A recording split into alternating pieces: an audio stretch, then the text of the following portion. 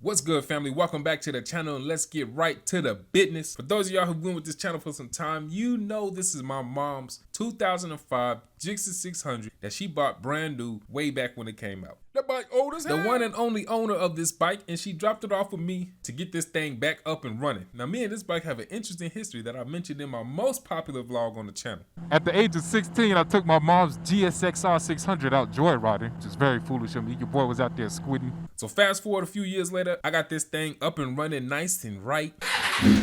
So just to mention some of the things I did, I replaced the fuel pump, paired the secondary throttle valve actuator, new spark plugs. That's why she's spitting like new brake fluid, new brake pads, new chain and sprockets, new tires, de-rusted the tank, deep cleaned it, and of course, I had to throw a wrap on. Now let's go drop it off to mom's. Move your hands damn good till you open your eyes. Are you ready? I'm ready. Okay, open your eyes.